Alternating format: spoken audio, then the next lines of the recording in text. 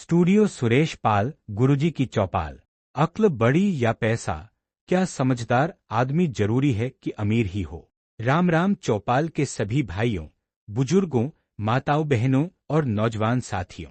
आज गुरुजी एक ऐसी बात लेकर बैठा है जो हमारे गांव के लगभग हर आदमी ने अपने आसपास देखी होगी। गांव में कभी कभी हम कहते हैं, गरे भाई, फला आदमी तो बहुत समझदार है, पढ़ा लिखा है, बड़ी अच्छी बातें करता है, हर मामले की समझ रखता है, लेकिन इसके पास पैसा तो ज्यादा है नहीं।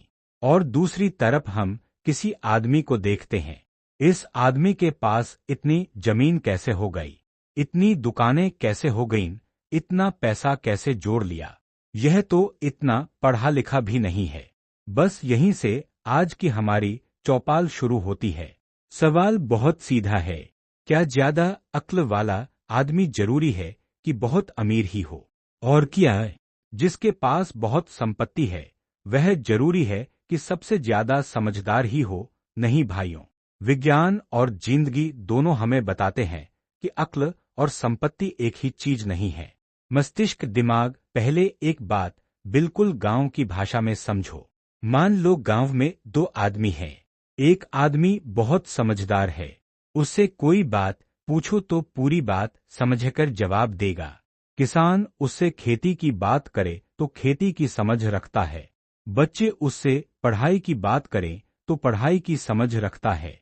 सरकारी कागज दिखाओ तो वह पढ़ लेता है।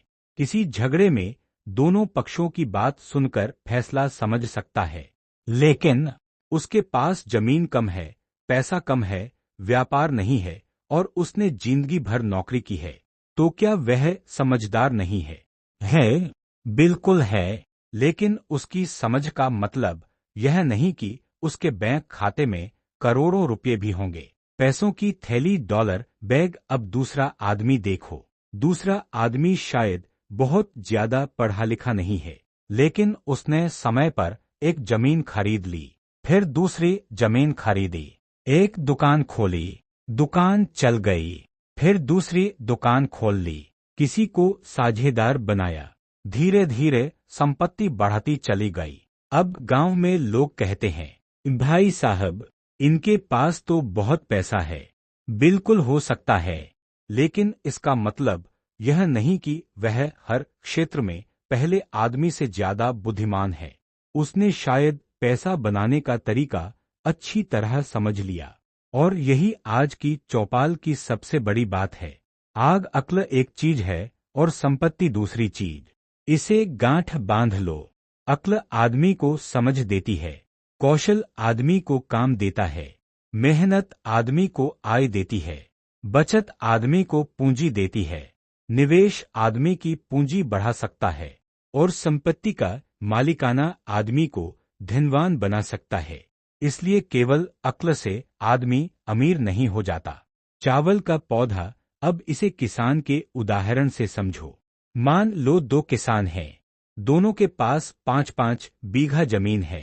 पहला किसान बहुत समझदार है, वह मौसम देखता है, मिट्टी समझता है, फसल की बीमारी पहचानता है। किसान भाइयों को सलाह देता है, लेकिन वह खेती पारंपरिक तरीके से करता है। फसल हुई, मंडी में ले गया और बेच आया। दूसरा किसान शायद उतना पढ़ा लिखा नहीं है, लेकिन उसने बाजार को समझ लिया। वह सोचता है, गेहूं बेचने के बजाय आटा बनाकर बेचूंगा। फिर वह पैकिंग करता है, फिर अपना छोटा ब्रांड बनाता है, फिर शहर में बेचता है। अब बताओ, फसल किसकी ज्यादा अच्छी थी? शायद दोनों की, लेकिन कमाई किसकी ज्यादा हुई? दूसरे की। क्यों? क्योंकि उसने केवल खेती नहीं की, उसने खेती के साथ व्यापार जोड़ दिया। लाइट बल्ब विचार, यही फर्क समझना जरूरी है।